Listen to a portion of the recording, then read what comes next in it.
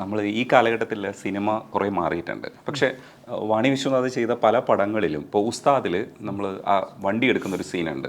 അത് ത്രില്ലി അടുപ്പിക്കുന്നത് ഒരു പുരുഷൻ്റെ ഈഗോ അവിടെ സാറ്റിസ്ഫൈ ചെയ്യുന്ന ഭാഗമായിട്ടാണ് ആ ത്രില്ലിങ് നമുക്ക് വരുത്തുന്നത്. അതൊരു പെണ്ണിനെ ഇങ്ങനെ അനുവദിക്കാതിരിക്കുക, പെണ്ണ് വിജയിക്കാതിരിക്കുക എന്നൊക്കെ പറയുന്ന സ്പേസ് ഉണ്ട്. ഇപ്പോൾ പക്ഷേ ഇങ്ങനെയുള്ള ക്യാരക്ടേഴ്സിനെ മെയ്ഡ് ചെയ്യുമ്പോൾ തുല്യ പ്രാധാന്യമുള്ള ക്യാരക്ടേഴ്സിലേക്ക് നമ്മൾ വന്നിട്ടുണ്ട്. ആ കഥയുടെ ചില സാധ്യതകളാണ് നമ്മൾ ഉപയോഗിക്കുന്നത്.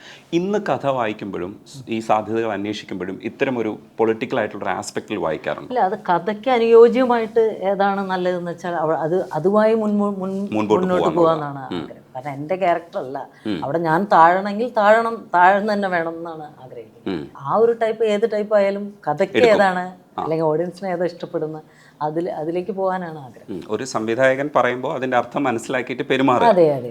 അല്ലാതെ ഒരു ആർട്ടിസ്റ്റ് എന്നുള്ള രീതിയിൽ ഇങ്ങനെ ഒരു ഇല്ല, നമ്മളൊരു ക്യാരക്ടർ ഏറ്റെടുക്കുമ്പോൾ നമുക്കറിയാലോ നമ്മൾ ഈ ക്യാരക്ടറാണ് ചെയ്യുന്നത്, അല്ലെങ്കിൽ നമ്മൾ വേണ്ടാന്ന് വെക്കാം, വേറെ ആരെങ്കിലും ചെയ്തോട്ടെ എന്ന് വിചാരിക്കും. പക്ഷെ നമുക്ക് ഇഷ്ടമുള്ളൊരു ക്യാരക്ടറായി മാറുമ്പോൾ പിന്നെ അതുമായിട്ടാണല്ലോ മുന്നോട്ട് പോകുന്നത്. അങ്ങനെയാണ് ഈ പ്രിപ്പറേഷൻസ് എങ്ങനെയാണെന്ന് എനിക്കറിയില്ല. അവിടെ എത്തുമ്പോഴാണോ നമ്മൾ ക്യാരക്ടറിനെ കൺസീവ് ചെയ്യുന്നത്? അല്ല, ഞാൻ ഏത് പടത്തിന് ഫസ്റ്റ് പോകുമ്പോഴും ഒരു ആദ്യ പടം അഭിനയിക്കുന്ന ഒരു പേടിയും വെപ്രാളൊക്കെ ഉണ്ടായിരിക്കും ഏത് പടത്തിനും. പിന്നെ കുറച്ച് കഴിയുന്നൊന്ന് സെറ്റ് ആവണമെങ്കിൽ നിഷാദ് സാർ വന്നിട്ട് ഓരോന്നും എനിക്ക് പറഞ്ഞു തന്നു, ഇങ്ങനെ ആയിരിക്കും ഇതിൻ്റെ ക്യാരക്ടറിന്, അപ്പം ഞാൻ ഇങ്ങനെ ചെയ്തോട്ടെ. എനിക്ക് എപ്പോഴും എൻ്റെ ഒരു ക്യാരക്ടർ ഏത് ക്യാരക്ടർ ചെയ്യാലും ഒരു പാഷനോ അല്ലെങ്കിൽ ഒരു സ്റ്റൈലൊരു മാറ്റണം എന്നുണ്ടായിരുന്നു. അപ്പം ഇപ്പോഴത്തെ ജനറേഷന് വേണ്ടിയിട്ട് ഒരു ചെറിയൊരു മാറ്റമായിട്ട് അങ്ങനെ ചെയ്തോട്ടെ.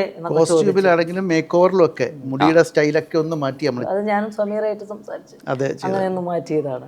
അത് അങ്ങനെ ഒരു സ്വയം മനസ്സിനകത്തൊരു സാധ്യത കാണുമല്ലേ ഒരു ക്യാരക്ടർ? അതെ, ഡയറക്ടർ ചിന്തിക്കുന്നത് പോലെ തന്നെ നമുക്ക് അതിൽ പുള്ളിയേക്കാളും എന്തോരം വ്യത്യാസത്തിൽ നമുക്ക് ചിന്തിക്കാമെന്നും നമ്മൾ ചിന്തിക്കും.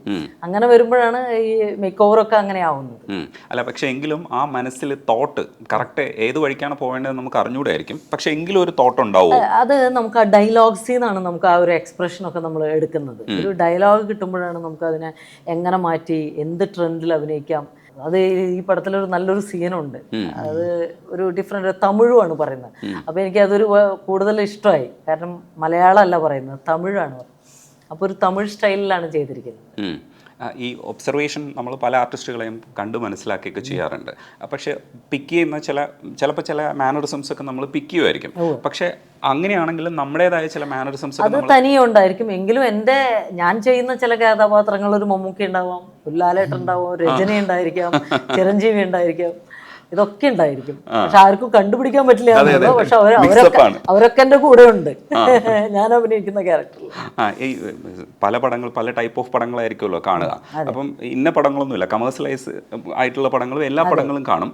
പക്ഷെ ചില സ്ഥലങ്ങളിലൊക്കെ ചിലരുടെയൊക്കെ മാനറിസംസ് നമുക്ക് ഇപ്പോൾ തെലുങ്ക് പടമാണെങ്കിൽ ചിരഞ്ജീവി സാർ ചെയ്യുക വേറൊരു രീതിയിലായിരിക്കും. അത് ഞാൻ ആ ഒരു ചെറിയൊരു സംഭവം മലയാളത്തിൽ കൊണ്ടുവരുമ്പോൾ ആ ഇടം കറക്റ്റായിരിക്കണം. ഞാൻ ഫില്ല് ചെയ്യുന്നത് ചിരഞ്ജീവി അഭിനയിച്ച സംഭവം ഞാൻ കട്ടെടുത്ത് ഫില്ല് ചെയ്യുമ്പോൾ അത് ആ കറക്റ്റ് ഇടത്ത് തന്നെ വരണം, അത് മാറിപ്പോവരുത്. അങ്ങനെ ഞാൻ നോക്കാറുണ്ട്. അപ്പം എല്ലാ വലിയ നായകന്മാരും എൻ്റെ കൂടെ ഉണ്ട് ഞാൻ അഭിനയിക്കുന്ന ആക്ഷൻ സംഭവങ്ങളിൽ. ഈ പോലീസ് വേഷങ്ങൾ ചെയ്യുന്ന സമയത്ത് പോലീസിന്റെ ചില മാനറിസംസ് ഒക്കെ നമ്മൾ പഠിക്കേണ്ടതുണ്ട്. ഡയറക്ടേഴ്സ് ഒക്കെ പറഞ്ഞു തരും. പക്ഷെ ഇപ്പൊ കുറച്ചുകൂടെ റിയലിസ്റ്റിക് ആയിട്ടുള്ള പോലീസിനെയാണ് നമ്മൾ അവതരിപ്പിക്കുന്നത്. അപ്പൊ മാനറിസംസും ശബ്ദം പോലും പഴയത് മാതിരിയുള്ള ഉയരത്തിലുള്ള ശബ്ദമൊന്നും നമുക്ക് ചേരില്ല. അത് മുമ്പത്തെ പോലീസൊക്കെ ഭാഗ്യച്ചേച്ചൊക്കെയാണ് എനിക്ക് ഡബ് ചെയ്യാറ്. ഇപ്പൊ ഞാൻ തന്നെയാണല്ലോ. അപ്പൊ അതിന്റെ ഒരു വ്യത്യാസം ഉണ്ടായിരിക്കും. എൻ്റെ ട്രെൻഡിനും അതിനും വ്യത്യാസം. അവരുടെ വോയിസ് ആണ് നന്നാക്കാൻ നോക്കിയത്. നമ്മൾ എക്സ്പ്രഷൻ കൊടുത്തു കഴിഞ്ഞിട്ട് ഇവിടെ വന്നതിന് ശേഷമാണ് വോയിസ് നന്നാക്കാൻ നോക്കുന്നത്. അപ്പൊ ആ ഒരു വ്യത്യാസം ഉണ്ടായിരിക്കും. ഞാൻ ഡബ് ചെയ്യുമ്പോൾ ഒരു വ്യത്യാസം ഉണ്ടായിരിക്കും. ഇത് സിങ്സ് ഉണ്ടായിരുന്നോ ഈ പടം? അല്ല, ഡബിങ് ഉണ്ട്. നമ്മൾ ഈ ഒബ്സർവ് ചെയ്യുമ്പോഴും ഇപ്പോഴത്തെ ഒരു കാലഘട്ടത്തിലെ ഉദ്യോഗസ്ഥരെന്ന് പറയുന്നത്, അതായത് സിനിമയിലെ ഉദ്യോഗസ്ഥർ, അങ്ങനെ തന്നെ പറയണം കേട്ടോ. അതെ, ചിലത് വളരെ ഇപ്പോൾ ഈ ആസാദി എന്ന മൂവി ഞാനൊരു സസ്പെൻഷനിലുള്ള ഒരു പോലീസ് ഓഫീസറാണ്. വളരെ കൂളായിട്ട് അന്വേഷിച്ചു പോകുന്നൊരു ക്യാരക്ടറാണ്.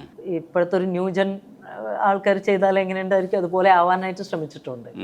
ഈ മേക്കിങ്ങിനെ കുറിച്ച് സംസാരിക്കുമ്പോൾ നിഷാദ്, ഇതിനകത്ത് നിങ്ങൾ അഭിനയിക്കണമല്ലോ, രണ്ടും കൂടെ ചെയ്യുന്ന കുറച്ച് ഡിഫിക്കൽട്ടായിട്ടുള്ള പരിപാടിയാണ്. അസോസിയേറ്റ്സ് ഒക്കെ നന്നായിട്ട് പണിയെടുത്തിട്ടുണ്ടെന്ന് വിശ്വസിക്കാം. അപ്പോൾ മാനറിസംസ് കുറേ മാറിയിട്ടുണ്ട്. ഈ പറയുന്നത് പോലെ നമ്മുടെ നടപ്പ് രീതി, പോലീസിൻ്റെ സിനിമയിലെ അഭിനയത്തിൻ്റെ സാധ്യതകൾ നമ്മൾ കുറച്ചുകൂടെ റിയലിസ്റ്റിക് ആക്കിയിട്ടുണ്ട്. ഈ അത്തരത്തിൽ തന്നെ ശ്രദ്ധിച്ചിട്ടാണോ ഈ പടം ചെയ്തിരിക്കുന്നത്? അതേ ഒരു ഡ്രാമ ക്രിയേറ്റ് ചെയ്തിട്ട്? ഡ്രാമ എന്ന് പറഞ്ഞ സാധനമില്ല. കാരണം എന്താണെന്ന് പറഞ്ഞാൽ ഇത് ക്രൈം ബ്രാഞ്ച് ഉദ്യോഗസ്ഥനായിട്ടാണ്. അപ്പോൾ എന്നെ സംബന്ധിച്ചോളം എനിക്ക് വ്യക്തമായ ധാരണയുണ്ട് എങ്ങനെ വേണം അത് നേരത്തെ ഞാൻ എൻ്റെ അസോസിയേറ്റിൻ്റെ അടുത്തും ക്യാമറാമാൻ്റെ അടുത്തും നേരത്തെ ഡിസ്കസ് ചെയ്ത് വെച്ചിട്ടുണ്ട്.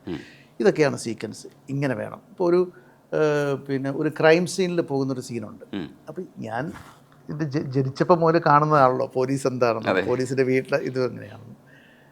മുകേഷ് ഏട്ടനുമായിട്ടൊരു സീനിൽ ഞാൻ പറയുന്നൊരു ഒരു ഡയലോഗുണ്ട്. മുകേഷ് ഏട്ടൻ കഴിഞ്ഞിട്ട് എനിക്ക് കൈ തന്നു, ഇങ്ങനെയുള്ള ഒരു പോലീസുകാർ, പുള്ളി MLA കൂടിയാണല്ലോ, പോലീസുകാർ ഇങ്ങനെ പറയത്തുള്ളൂ. അത് പോലീസ് ഭാഷ്യമേ ഞാൻ ഉപയോഗിച്ചിട്ടുള്ളൂ ഡയലോഗ്സിൽ പോലും. ഈ ഒരു ക്രൈം സീനിൽ പോകുന്നൊരു സീക്വൻസ് ഉണ്ട്, ഒറ്റ ഷോട്ടിലാണ്, 2 ക്യാമറയുണ്ട്, പിന്നെ ജിമ്മിയുണ്ട്, എല്ലാം ഉണ്ട്. പക്ഷെ ആ ഷോട്ട് വന്ന് കംപ്ലീറ്റ് ഓരോ ആർട്ടിസ്റ്റുകൾ കയറി വരുന്നു. ആ സമയത്ത് പർട്ടിക്കുലർ ഈ ഷൂട്ട് ചെയ്യുന്ന സമയത്ത് ഒരു ഫോറൻസിക് എക്സ്പേർട്ടും ഒരു പോലീസ് ഓഫീസറും ഉണ്ടായിരുന്നു. കാര്യം ഞാൻ അതിനകത്തൊരു പിഴവ് വരുത്താൻ ആഗ്രഹിച്ചില്ല. അതിതുവരെ അങ്ങനെ. പിന്നെ എൻ്റെ സ്ക്രിപ്റ്റിൽ ഷാനവാസ് സാറാണ്, SP ഷാനവാസ് സാർ, അദ്ദേഹം ആണ് ഇരുന്നത്. ലോക്നാഥ് ബെഹ്റാജിയായിട്ട് ഞാൻ ആ സ്ക്രിപ്റ്റ് ഡിസ്കസ് ചെയ്തു. ഈ മറവിയുടെ ചാരം വന്ന് മൂടിക്കെട്ടുമ്പോഴും ബാപ്പാടത്ത് ഞാൻ ചോദിക്കുമായിരുന്നു പഴയ കാര്യങ്ങൾ. അപ്പോൾ ഓരോന്ന് വളരെ പോയിന്റ് ചെയ്ത് പറയും. ഇങ്ങനെയാണ്, പിന്നെ ഫിംഗർ പ്രിൻ്റ് എങ്ങനെയാണ് വരുന്നതെന്ന് അറിയാമല്ലോ. ഇതൊക്കെ എൻ്റെ ഡിസ്കസ്, പഴയ കാര്യങ്ങളെല്ലാം അറിയാം. പോലീസുമായി ബന്ധപ്പെട്ട കാര്യങ്ങൾ ഇപ്പോഴും ഓർമ്മയുണ്ടെന്നൊരു അത്ഭുതമാണ് എനിക്ക്. അപ്പോൾ ഞാൻ പറഞ്ഞു, ഇങ്ങനെ ഡോഗ് സ്നിഫ് ചെയ്യുമ്പോൾ മഴ ഉണ്ടെങ്കിൽ അതിന് ദർ ആർ അതർ പിന്നെ ഇതുണ്ട്, പിന്നെ ഓൾട്ടർനേറ്റീവ്സ് ഉണ്ട്, അതിങ്ങനെയാണ്, അങ്ങനെയാണ്, ഇങ്ങനെയാണ്, ഇതൊക്കെ എനിക്ക് പറഞ്ഞു തരും ഏതൊക്കെയാണ് ഉള്ള കാര്യങ്ങൾ. അപ്പോൾ ഞാനൊക്കെ അപ്പം തന്നെ നോട്ട് ചെയ്യും. പിന്നെ ചോദിച്ചാൽ ചിലപ്പോൾ മറന്നു പോയിരിക്കും. അപ്പോൾ ഒരു പോലീസ് കുടുംബത്തിൽ ജനിച്ചത് കൊണ്ടോ അല്ലെങ്കിൽ ഈ പോലീസ് ഓഫീസേഴ്സുമായിട്ട് ഇത്രയും ഇൻട്രാക്ട് ചെയ്യുന്നത് കൊണ്ടോ ഡ്രാമ എന്ന് പറയുന്ന സാധനം വരുത്താതിരിക്കാൻ മാക്സിമം നോക്കിയിട്ടുണ്ട്. എല്ലാ ആർട്ടിസ്റ്റുകളും ആരും ഒരു ഡ്രമാറ്റിക്കായിട്ട് സംസാരിച്ചിട്ടില്ല.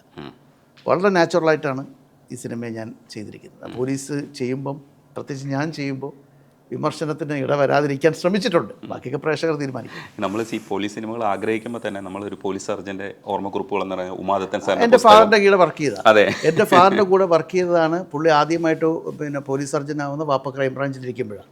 അദ്ദേഹത്തിൻ്റെ ആ പോലീസ് സർജൻ എന്ന പുസ്തകത്തിൽ 3 ഇഷ്യൂസ് ഉണ്ട്. ഒരു പിന്നെ സർക്കാർ ഉദ്യോഗസ്ഥരുടെ മരണം, അവിടെയൊക്കെ എൻ്റെ ഫാദറുമായിട്ട് അന്വേഷിച്ച് ഡീറ്റെയിലിംഗ് എഴുതിയിട്ടുണ്ട്. PM കുഞ്ഞുമൈദീൻ എന്നുള്ള ഫാദറും അദ്ദേഹം. അപ്പോൾ ഇതിനകത്ത് ഈ പോലീസ് സർജൻ്റെ ഓർമ്മക്കുറിപ്പുകൾ എന്ന് പറയുന്നത്, ഇത് പുസ്തകം വായിച്ചിട്ട് ഒരുപാട് ഓഫീസേഴ്സ് എന്നെ വിളിച്ചു.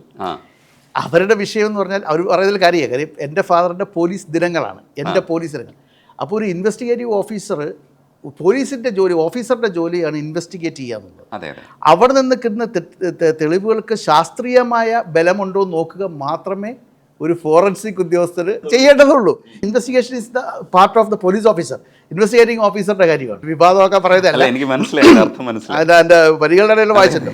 അപ്പോൾ ആ ഇൻവെസ്റ്റിഗേറ്റ് ചെയ്ത്, ഇപ്പം ഒരു ക്രൈം സീനിൽ ചെല്ലുമ്പോൾ അവിടെ, ഇപ്പോൾ ഈ സിനിമയിൽ ഞാൻ ഷഹീൻ സിദ്ദീഖിനോട് പറയുന്ന ഒരു ഡയലോഗുണ്ട്, a crime scene is a mine of information, അല്ലെങ്കിൽ ഒരു ട്രഷർ ഓഫ് ഇൻഫർമേഷൻ. എന്തെന്ന് എവിടുന്നാണ് കിട്ടുന്നതെന്ന് അറിയത്തില്ല.